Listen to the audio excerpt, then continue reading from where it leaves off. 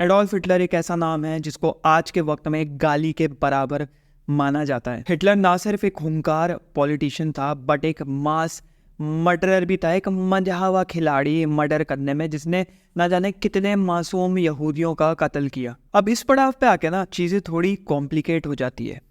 Adolf Hitler was an admirer of Friedrich Nietzsche, और कोई छोटे मोटे एडमायरर नहीं। 1934 में ली गई ये तस्वीर इस चीज़ की गवाह है कि हिटलर ने फ्रेडरिक विल्हेम नीचा को अपना गॉडफादर बना लिया था। ना सिर्फ अपना बट जर्मनी का देवता, जर्मनी का गॉडफादर बना दिया था, इस हद तक कि हिटलर ने अपने ऑफिस में फ्रेडरिक नीचा की एक स्टैचू रखा हुआ था, एक पुतला रखा हुआ था। और तो और मुसोलिनी, जो एक इटालियन डिक्टेटर था, कौन नहीं जानता भाई मुसोलिनी को, जब वो आया था जर्मनी तो फ्रेडरिक नीचे पे कलेक्टिव वर्क्स उसने मुसोलिनी को एज ए गिफ्ट दिए थे कि देखो इस बंदे ने जर्मनी को बनाया, इस बंदे ने हमारी फिलॉसफी मोल्ड करी है। इतना ज़्यादा प्रभाव कि नीचा की जो बहन थी एलिजाबेथ, उसको तक नाजी पार्टी में उन्होंने ले लिया था और एक अच्छी पोजीशन पे रखा हुआ था। क्या हिटलर ने नीचे के कॉन्सेप्ट सही में समझे थे, या वो जानबूझ के उनको घुमा के उसका इस्तेमाल करना चाहता था उनकी फिलॉसफी का, जिससे कि ब्लेम सारा उनके कांडों का किसी और के सर चला जाए। आज के इस लेक्चर में हम यही जानने की कोशिश करेंगे कि फ्रेडरिक नीचा इतना ज़्यादा मिस इंटरप्रेटेड फिलोसोफर क्यों थे।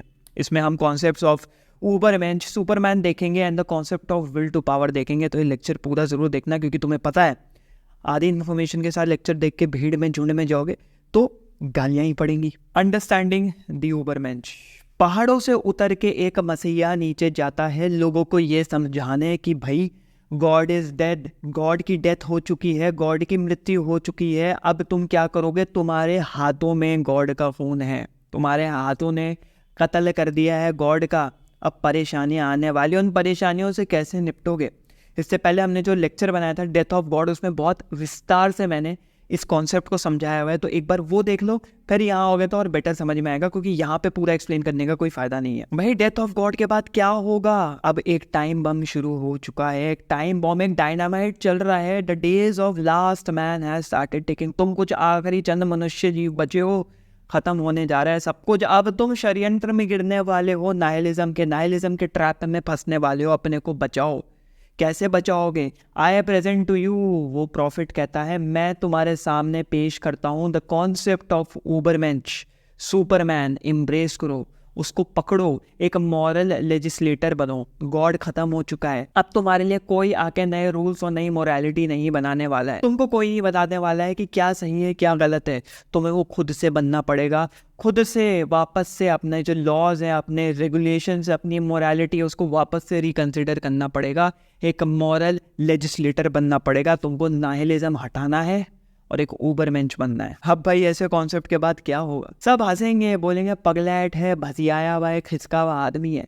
सब मजाक बनाएंगे, धक्के मार के उसको बोलेंगे यहाँ से निकल जा भाई, तू कहीं और का मसीहा होगा। वो मसीहा, वो प्रॉफिट सबको बोलते हुए जाता है मैं तो जा रहा हूँ, लेकिन तुम सब पछताओगे, तुम सब अफसोस करोगे, क्योंकि नाइलिज्म तो आ रहे हैं। मुझे भेज के क्या होगा, मुझे भेज के तुम रोक नहीं पाओगे। कोई बात नहीं, अभी शायद लोग नहीं समझना चाहते हैं, क्योंकि एक ऊबरमेंश और एक नॉर्मल इंसान, एक मनुष्य और एक ऊबरमेंश के बीच में उतना ही डिफरेंस है जितना एक मनुष्य और एक बंदर के बीच में है। बैठ के सोचो, अगर मैं बोलूँ एक बंदर है तुम्हारे सामने, एक एप है, उसके तुम्हारे बीच में कितना डिफरेंस है, ज़मीन आसमान का डिफरेंस है। तुम इंटेलेक्चुअली सुपीरियर हो, इमोशनली सुपीरियर हो, मॉरली सुपीरियर हो, एथिकली सुपीरियर हो। उतना ही डिफरेंस है एक मैन और एक ऊबरमेंश के बीच में। तो वो अभी कोई नहीं समझेगा, लेकिन मेरे जाने के बाद सब समझेंगे। अब यहाँ पे ना ऊबरमेंश के कॉन्सेप्ट को बहुत लोग बहुत तरीके से लेने की कोशिश करते हैं, और सबसे ज़्यादा मिस इंटरप्रेट होता है कि भाई सुपरमैन मतलब एक बायोलॉजिकल शक्ति। अब मैं तुमको यहाँ पे ये बताना चाहता हूँ कि ऊबरमेंश क्या नहीं है। ऊबरमेंश कोई ताकत नहीं है, कोई सुपर नेचुरल पावर नहीं है। ऊबरमेंश ये नहीं है कि तुमने चेयर उठा के इधर से उधर पटक दी। ऊबरमेंश ये नहीं है कि तुम एक बार में बैठ के 10 किलो खाना खा गए। ऊबरमेंश ये नहीं है कि तुमने किसी के ऊपर पॉलिटिकल पावर लेके उसको दबा दिया। Ubermensch is all about creativity. Ubermensch is all about creating new norms, new values, radical thought, नए तरीके के थॉट, क्रांतिकारी थॉट, क्रांति लाने वाले थॉट। वो होता है एक ऊबरमेंश। और सबसे बड़ी खासियत और खूबी एक ऊबरमेंश की ये है कि वो नाहिलिज्म को ओवरटेक कर लेता है। नाहिलिज्म को समझता है, उससे डरता नहीं, उससे भागता नहीं, उसको इम्ब्रेस करता है और उसको ओवरकम करने की कोशिश करता है। वो होता है एक ऊबरमेंश। तो ऑल इन ऑल ऊबरमेंश एक साइकोलॉजिकल कॉन्सेप्ट है, it's not a biological concept, जिसमें एक इंसान नाइलिज्म को ओवरकम करता है, डॉन ऑफ नाइलिज्म को ओवरकम करने की कोशिश करता है। तो अब तक अगर ये लेक्चर अच्छा लग रहा है तो यार लाइक ज़रूर करना। लाइक से मुझे पता लगता है, एल्गोरिथम को पता लगता है कि लोगों के कंटेंट अच्छा लग रहा है, 10 लोगों तक और पहुंचता है। और मेरा एक और चैनल है, व्लॉगिंग चैनल है, जिसमें मैं फ़िलॉसफी कैसे अपनी डेली लाइफ में इंप्लीमेंट करता हूँ उसके बारे में मैंने वहाँ पे पूरा डॉक्यूमेंटेशन किया हुआ है, तो वहाँ जाके तुम सब्सक्राइब कर सकते हो और देख सकते हो। अब क्या है ना, फ्रेडरिक नीचे ने द स्पोक ज़राथुस्ट्रा में एक मेटामॉर्फोसिस समझा है उबरमेंश का, कि इंसान उबरमेंश में बनता कैसे है। और उसमें उन्होंने अपने फेमस 3 कैरेक्टर्स का इस्तेमाल किया है। पहला कैरेक्टर है कैमल, दूसरा कैरेक्टर है लायन, तीसरा कैरेक्टर है चाइल्ड। अब क्या है कि बड़ा अजीब लगता है ये सोचने और समझने में कि भाई पहले तो जानवरों की बात हो रही है, कैमल की बात हो रही है, एक लायन की बात हो रही है, अचानक से चाइल्ड कहाँ से आ गया? इतने खूंखार बीस्ट्स के बीच में, दानवों के बीच में एक छोटा मासूम बच्चा कैसे आ गया? तो यहाँ पे अब इसको थोड़ा सा समझने की कोशिश करते हैं। एक ऊंट, एक कैमल, उसका क्या रोल होता है? उसके ऊपर सारा बोझ होता है, उसके ऊपर हम अपना सारा बोझा डाल के, लोग भी बैठे हैं बोझ भी डाल के, रेगिस्तान इतना सूखा बियाबान क्रॉस करने की कोशिश करता है। उसको पानी नहीं मिलता, उसको कुछ नहीं मिलता, बस उसके कमर के ऊपर बोझ होता है। वो कुछ वैसा ही है जैसे एक इंसान को सोसाइटी का प्रेशर लेना पड़ता है, स्लेव मोरालिटी का प्रेशर लेना होता है, रिलीजियस कल्चरल प्रेशर लेना होता है। उसके ऊपर दबाव होता है कि इस तरीके से ही सामने आओगे, इस तरीके से ही काम करोगे। उस प्रेशर में वो दबना शुरू हो जाता है। जैसे ही दबते दबते दबते, वो है तो बड़ा, है तो पावरफुल, है तो बहुत रिस्पॉन्सिबल जैसे एक ऊंट है, लेकिन वो दब रहा है। अचानक से फिर वो चेंज होता है, कन्वर्ट होता है एक शेर में। एक शेर क्या होता है? एक शेर के अंदर ताकत होती है चीरने की, फाड़ने की। एक शेर बन जाता है। और चीरने फाड़ने का मतलब अब वो इंसान फाड़ फूड़ के पुरानी मोरालिटी को नई मोरालिटी आने के लिए जगह बना रहा है। एक उबरमेंश बनने की कोशिश कर रहा है, लेकिन पूरी तरीके से बन नहीं पा रहा है, क्योंकि अभी वो पुराने जंजाल में कहीं ना कहीं फंसा है। वो इतना ज़्यादा अपने क्रोध में, अपने गुस्से में बह चुका है कि वो समझ ही नहीं पा रहा कि क्या करना है क्या नहीं करना, सब कुछ फाड़े जा रहा है। अब यहाँ से वो कन्वर्ट होता है एक बच्चे में, एक चाइल्ड में। एक बच्चा क्या होता है? मासूम होता है। बच्चा क्या होता है? इनोसेंट होता है, किसी को चोट नहीं पहुंचा सकता, उसके पास क्रिएटिविटी होती है। समझ लो जीरो स्लेट, जैसे एक स्लेट होती है ना, उसको तुम मिटा दो, उसके ऊपर तुम फिर कुछ भी लिखने की कोशिश करो, आराम से लिख सकते हो, क्योंकि सब कुछ साफ हो चुका है, दिमाग खाली हो चुका है।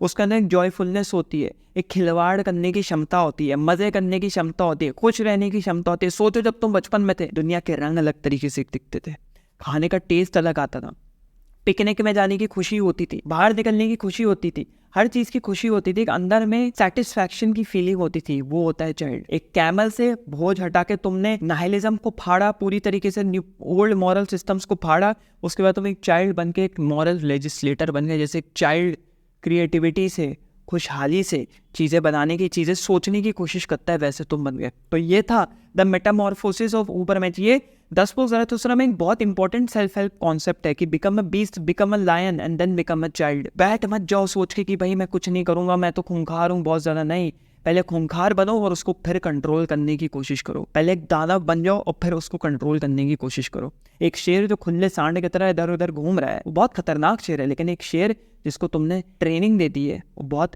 तगड़ा शेर है। लेकिन एक शेर ट्रेनिंग के बावजूद अगर वो 4 दीवारी के अंदर चौपक पे जाके तुम्हारे कहने पे बैठ रहा है, तो वो गड़बड़ वाली बात है। वहाँ आता है एक चाइल्ड, क्रिएटिविटी, ओपन हार्ट से सब कुछ कर सकता है। वैसे तो मैं चाहूँ तो उबरमेंश के कॉन्सेप्ट को 10 या 20 लेक्चर भी कम पड़ जाएंगे समझाने के लिए, बट हम लोग इस लेक्चर में जल्दी से इसके थ्रू गुजरने की कोशिश करेंगे, क्योंकि हमारे पास ऑब्वियसली टाइम कंस्ट्रेंट्स है। तो यहाँ पे मैं एक और कॉन्सेप्ट के बारे में बताना चाहता हूँ, which is the will to power, विल ज़ूम मार्क्स, जिसको फ्रेडरिक नीचा ने समझाने की कोशिश करी थी, और which was an evolution of विल ज़ूम लेबिन, the will to life, the will to live, जो कि आर्थर शोपेनहावर ने दिया था। अब विल टू पावर क्या है? विल टू पावर सुन के ही लगेगा कि भाई ताकत, शक्ति, पॉलिटिकल पावर, मिलिट्री पावर, घर के ऊपर डोमिनेंस की, मैं तो भाई घर का मर्द हूँ, डोमिनेंस कर रहा हूँ, या मैं औरत हूँ, कमा के ला रही हूँ घर पे, तो मैं डोमिनेंस कर रही हूँ। क्या वो विल टू पावर होता है? नहीं मेरे दोस्त, वो विल टू पावर बिल्कुल नहीं है। तो अगर यहाँ पे थोड़ी सी हिस्ट्री देखें ना, तो आर्थर शोपेनहावर ने कहा कि there is a will to live, विल ज़ूम लेबिन,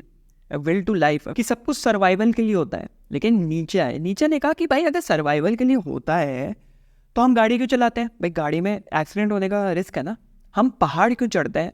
हम कूदते क्यों हैं कहीं से, हम स्विंग्स पे क्यों खेलते हैं, हम अम्यूजमेंट पार्क जाके वो जो होती है ना क्या बोलते हैं उसको, रोलर कोस्टर राइड में क्यों अपनी जान जोखिम पे डालते हैं, कुछ तो रीजन होगा। अब इसमें सोच और विचारों विमर्श में पड़ गए फ्रेडरिक नीचे कि ये चीज़ इतनी आसान नहीं हो सकती कि शोपेनहावर बाबा ने बोल दिया कि भाई विल टू लेबन विल टू लाइफ, अब भाई निकल रहा है। यहाँ पे तो कुछ और चीज़ है जो एक्शन में आ रही है, क्या उसको नाम दे सकते हैं, क्या हो सकती है वो। अब क्या था यहाँ पे कि 10 बुक ज़ारथुस्त्रा जो किताब आई थी वहाँ पे finally the death of God आ गया, गे साइंस में finally the death of God आ गया। ठीक है भाई, अब क्या होगा, अब तो हमें न्यू मोरालिटी चाहिए। तो फ्रेडरिक नीचे द विल टू पावर लिख रहे थे, जिसमें उन्होंने कहा कि मैं भाई इंटेलेक्चुअल हिस्ट्री को, मॉडर्न हिस्ट्री को 2 भागों में डिवाइड कर दूंगा। एक ऐसा कॉन्सेप्ट होगा कि हम ही खुद के भगवान बन जाएंगे, इस लेवल पे वो कॉन्सेप्ट काम करेगा। तो विल टू पावर उन्होंने पब्लिश नहीं किया, रिलीज नहीं किया, जो कि उनकी बहन, अभी हम आगे समझने की कोशिश करेंगे, उनकी बहन ने उसको रिलीज कर दिया अपने आइडियोलॉजीज, नाजी आइडियोलॉजीज डाल के। अब विल टू पावर था ना, it is basically a sense of becoming who you truly are. तुम्हारे अंदर एक सत्य है, उस सत्य तक पहुंचने की तुम कोशिश करो, अपने बेस्ट वर्जन, जैसे सेल्फ हेल्प में होता है ना, सेल्फ डेवलपमेंट में best version of your self, अपना बेस्ट बनने के। हो सकता है तुम 6 बजे उठना चाह रहे हो, that is will to power, कि तुम 6 बजे उठ के अपना बेस्ट वर्जन बनने की कोशिश करो, that is will to power. अब लोगों के लिए कुछ भी करने की प्रेरणा या मोटिवेशन है एक इनसेचिएबल डिजायर टू अटेन पावर। इनसेचिएबल मतलब जो बुझाई नहीं जा सकती है, ऐसी प्यास जिसको तुम बुझा नहीं सकते, जो कि शोपेनहावर भी कह रहे हैं कि सफरिंग क्यों आती है, क्योंकि हमारे अंदर एक इनसेचिएबल डिजायर है टू लिव, टू एग्जिस्ट, जो कि हम कभी बुझा नहीं सकते हैं। नीचे भी वही कह रहे हैं, लेकिन वो पावर क्या है, चाबी है, कुंजी है to self realisation, to self actualisation, कि तुम अपने ट्रू फॉर्म में भी आ सकते हो, बेस्ट फॉर्म में भी आ सकते हो। एक माइनर एपिटेटिव स्टेट सिर्फ डिजायर एग्जिस्ट करने की नहीं है, कि एक बेसर इंस्टिंक्ट है कि बस हमें एग्जिस्ट करना है, हमें यहाँ पे शिकार करना है, मारना है, खाना है, पीना है, जीना नहीं, सिर्फ जीने के लिए नहीं है, उस जीने में भी एक बेस्ट फॉर्म है, एक ट्रू फॉर्म है, एक सेल्फ रियलाइजेशन है, जिसके बारे में नीचे ने बात करी, which is the will to power. अब भैया हम आ जाते हैं हिटलर के ऊपर कि किस तरीके से हिटलर ने नीचियन आइडियाज़ को पूरी तरीके से एक्सप्लॉइट कर दिया था। अब हिटलर की अगर हिस्ट्री थोड़ी सी हम यहाँ पे ले लें तो हिटलर ना बहुत ही ज़्यादा एंटी सेमिटिक थे और एंटी कम्युनिस्ट थे। वो बहुत ज़्यादा चिढ़ते थे कम्युनिज्म के कॉन्सेप्ट से, बहुत ज़्यादा चिढ़ते थे। जूज, एंटी सेमिटिज्म मतलब जूज यहूदियों से बहुत ज़्यादा नफरत होना, उनके तरफ एक प्रेजुडिस और डिस्क्रिमिनेशन होना, कि ये भेदभाव होना, एक तरीके से कह लो कि ये तो ऐसे ही होते हैं, उनसे चिढ़ना। और वो ये कहते थे कि जो कम्युनिस्ट लोग हैं और ज्यूज लोग हैं, उन्होंने जर्मनी का भाग्य ख़राब कर दिया है, जर्मनी को डिस्ट्रॉय करके रख दिया है। जर्मनी में अगर जब तक वो लोग रहेंगे, जर्मनी ग्रो नहीं कर सकता, जर्मनी प्रॉस्पर नहीं कर सकता, जर्मनी बड़ा नहीं बन सकता। और इसका एक ही सोल्यूशन है भैया, एक मास्टर रेस होना, एक सुपीरियर रेस होना, एक ऊंचे तबके की रेस होना। रेस मतलब स्पीशीज समझ लो, विच इज़ आर्यंस, जो कि स्पेसिफिकली थे नॉर्डिक आर्यंस। अगर तुम थोड़ी ह्यूमन हिस्ट्री में जाओ, किस तरीके से साउथ ईस्ट एशिया की तरफ आर्यंस आए और तुम्हारे मोहनजोदारो, हड़प्पा और उस तरफ नॉर्डिक आर्यंस हुए, जिनके ब्लू आइज थे, फेयर स्किन थी, गोल्डन हेयर्स थे उन लोगों के, वो जर्मनी पर राज करने चाहिए। इसी सोच के साथ हिटलर पहुंच गया भाई साहब, इन्वेड करना शुरू कर दिया, सोवियत यूनियन में घुसने की कोशिश करी। पहले तो नहीं घुस रहा था, बट सोवियत यूनियन में घुसने की कोशिश करी कि मैं रेड आर्मी को भी डिस्ट्रॉय कर दूंगा। और हाथ तो तब हो गए जब उसने बोला मैं फ्रांस और ब्रिटेन को भी कैप्चर कर लूंगा और वहाँ के यहूदियों को, जो ओनली सोल्यूशन एक्सटर्मिनेट, ये दीमक है, इस दीमक को हटाना पड़ेगा। जैसे ही फ्रांस और ब्रिटेन पे बात हुई, वर्ल्ड वॉर 2 शुरू हो गई भाई साहब।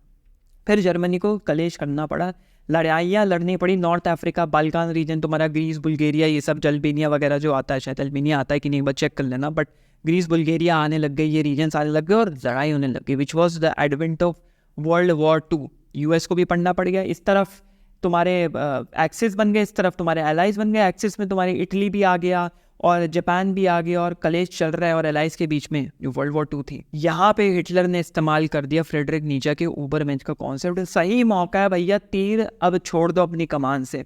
यहाँ पे उस कॉन्सेप्ट को एक्सप्लॉइट करना शुरू कर दिया गया। भाई Friedrich Nietzsche is the saviour of Germany, Friedrich Nietzsche ने बचा लिया, is the god father of Germany. उसको सब पूजना शुरू कर दिया, नाजी लोगों ने, थर्ड राइख ने उसको पूजना शुरू कर दिया फ्रेडरिक नीचे को। ऊबरमेंश का कॉन्सेप्ट पकड़ के एक्सप्लॉइट कर दिया। फिर नीचा की बहन ने, वैसे तो चिढ़ती थी नीचे से, वो बहुत ज़्यादा चिढ़ती थी, तो नीचा की बहन ने क्या किया, उनके कलेक्टिव वर्क्स जमा करने शुरू कर दिए, नोट्स, उनके डॉक्यूमेंट्स, उनकी डायरी एंट्री सब जमा करके उन्होंने कलेक्टिवली और भी नाजी पार्टी मेंबर के साथ मिलकर, जबकि उनको बहुत इंटेलेक्चुअल्स ने कहा, उस टाइम के ऑथर्स ने कहा कि मत करो, ये सही तुम नहीं कर रही हो, उसने अब किसी की नहीं सुनी।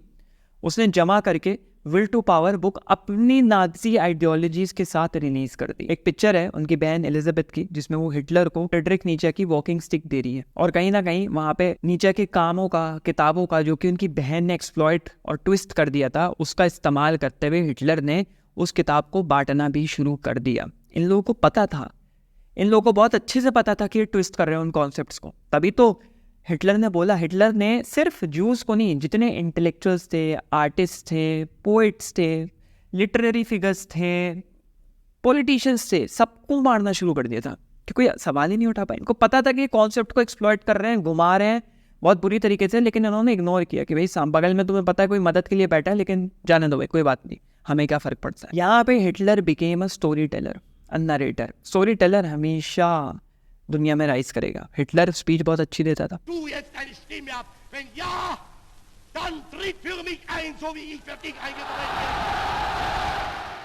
प्रोपागेंडा फिल्म्स बननी शुरू हो गई। कैसी फिल्म्स? जैसे ज़राथुस्त्रा है, पहाड़ों से उतर रहा है, वैसे ही हिटलर एक हवाई जहाज में बादलों से उतर रहा है। जैसे ज़राथुस्त्रा ने आके लोगों को बोला ओबरमेंश का कॉन्सेप्ट, वैसे ही हिटलर बोल रहा है कि मैं तुम्हारा प्रॉफिट हूँ, अपनाओ, सुपीरियर रेस, मास्टर रेस, ये है नॉर्डिक आर्यंस, ये रहने चाहिए। और लास्ट मैन कौन किसको बना दिया? लास्ट मैन ज्यूज को बना दिया। इन लोगों को हटा दो, ये खराब कर देंगे पूरा देश, ये पूरी दुनिया खराब कर देंगे। तो हिटलर ने जस्टिफिकेशन दी ज्यूज को पूरी दुनिया से ख़त्म करने की, क्योंकि ये फ्रेडरिक नीचे ने कॉन्सेप्ट दिया, भाई देखो ओबरमैन सुपीरियर रेस ख़त्म करना है भाई, लास्ट मैन को ख़त्म करना है, कैसे करोगे? मैं हूँ तुम्हारा देवता, मैं हूँ तुम्हारा प्रॉफिट, मैं हूँ तुम्हारा ज़राथुस्त्र, ख़त्म कर दो, ओबरमेंच अपना लो। और ओबरमेंच कौन है? हमारे। जैसे नीचे ने बोला कि देयर आर सेलेक्ट फ्यू, कुछ ही लोग हैं जो ओबरमेंच बनने के लायक हैं, कुछ ही लोग हैं जो लायन से, कैमल से लायन बनेंगे, लायन से बहुत कम लोग उस चाइल्ड में बदल पाएंगे। हिटलर ने वही कहा, भाई मैं हूँ, हम हैं, हम नॉर्डिक आर्यंस हैं, हम हैं वो सुपीरियर रेस जिसके बारे में हमारे नीचे बाबा बात कर रहे हैं। जैसे कि तुम समझो कितनी बचकानी वाली हरकत करी। फ्रेडरिक नीचे ने ब्लॉन्ड बीस्ट का कॉन्सेप्ट यूज़ किया। ब्लॉन्ड बीस्ट, अब सुनने में लगेगा ब्लॉन्ड बीस्ट मतलब कि भाई हाँ, एक ऐसा इंसान जिसके सुनहरे बाल हैं, तो हिटलर ने और नाजी लोगों ने बोल दिया कि भाई नॉर्डिक आर्यन सब, बल्कि असली में नीचे कह रहे थे blond beast is the lion. Zarathustra में जिस लायन के बारे में बात हो रही है वो है ब्लॉन्ड बीस्ट। वो पुरानी मोरालिटी हटा रहा है, वो नाहिलिज्म को हटाने की कोशिश कर रहा है, ना कि जूस को हटाने की कोशिश कर रहा है। फिर मास्टर मोरालिटी, जो हमने दोस्तोयेव्स्की और वर्सेस नीचे वाला लेक्चर पढ़ा था, उसमें हमने देखा था कि भाई मास्टर मोरालिटी के बारे में क्या बात चल रही है। एक नोबिलिटी, एक प्योरिटी, एक शुद्धता लाने की बात चल रही है मास्टर मोरालिटी से, लेकिन इन्होंने इसको ट्विस्ट कर दिया नाजी लोगों ने। नहीं भैया, मास्टर मोरालिटी मतलब कत्लेआम, हम मास्टर हैं, ये सारे हमारे स्लेव्स हैं। सही कह रहे हैं नीचे, मार दो इन सबको। फिर विल टू पावर का डिस्टॉर्टेड परसेप्शन कि भाई विल टू पावर मतलब ताकत है हम में, ख़त्म कर देंगे, हमारे को ये ताकत दी गई है, हमारे अंदर ये विल है पावर अटेन करने की, उसको इस तरीके से समझा गया। और ये वीक है, वीकनेस को हटाना है। फ्रेडरिक नीचे ने कहा है कि वीकनेस को हटाना है, हटाओ इस वीकनेस को जो कि जूस है, हटाओ इस वीकनेस को जो कि इंटेलेक्चुअल्स हैं, जो खराब कर रहे हैं सब कुछ। वैसे तो हिटलर, कहा जाता है कि हिटलर बहुत ज़्यादा गॉड की तरफ थे नहीं, लेकिन लोगों का रुझान पाने के लिए वो अपने को ऐसे दिखाते थे कि भाई मैं बहुत ज़्यादा गॉड की तरफ। तो ऑल इन ऑल हिटलर की वजह से फ्रेडरिक नीचे का नाम बदनाम हुआ। फ्रेडरिक नीचे तो थे नहीं उस वक्त पे, होते तो कनपटी ज़रूर बजाते हिटलर की। इसलिए फ्रेडरिक नीचे बहुत ज़्यादा मिस इंटरप्रेटेड है, बहुत से लोग उन्हें गाली देते हैं, उनके कॉन्सेप्ट्स को समझा नहीं जाता। मैडमैन कौन है, पागल आदमी का एक टैग दे दिया जाता है। जिस तरीके से थर्ड राइख, हिटलर ने उनके कॉन्सेप्ट्स को डिस्टॉर्ट किया, हम जैसे लोगों के पास ये एक मौका है कि उन फिलॉसफीज़ को, जितनी महान फिलॉसफीज़ थी, उनको सही करके आप लोगों के समक्ष रख पाऊँ। तो फ्रेडरिक नीचे की किताबें, फ्रेडरिक नीचे की फिलॉसफीज़ पढ़ना कोई बच्चों का खेल नहीं है। तुमने देख ही लिया कि किस तरीके से उसको उखाड़ के उलट दिया था पूरी तरीके से हिटलर ने। जैसे कि उनकी किताब आई थी 1886 में, 1886 में, which is beyond good and even, जिसको क्रिटिक्स ने कहा था it is a dangerous dynamite, सबके बस की नहीं है। ऐसी किताबें ज़राथुस्त्रा हो गई, ये हो गई। मैं कोशिश करता हूँ ज़राथुस्त्रा का जो लेक्चर था कि बेस्ट तरीके से समझा पाऊँ उस किताब को, एक एक वर्ड को, क्योंकि एक एक वर्ड में फ़िलॉसफी छुपी हुई है, क्योंकि मिस इंटरप्रेट ऐसे कर लेता है कोई भी उसको। तो ऐसा लेक्चर अच्छा लगा तो लाइक ज़रूर करना, है ना। सब्सक्राइब अगर नहीं किया तो सब्सक्राइब करो, बहुत तगड़ी चीज़ें आने वाली हैं। बहुत कुछ सोच रखा है मैंने, वेबसाइट सोच रखे हैं, न्यूज़लेटर सोच रखा है, कोर्सेज चल रहे हैं, बहुत कुछ बन रहा है। डिस्क्रिप्शन देखते रहना, दूसरे चैनल का लिंक है वो भी देखते रहना। तब तक के लिए मिलते हैं किसी अगले लेक्चर में, है ना भैया। चलो भैया, लग जाओ काम पे, कट लो।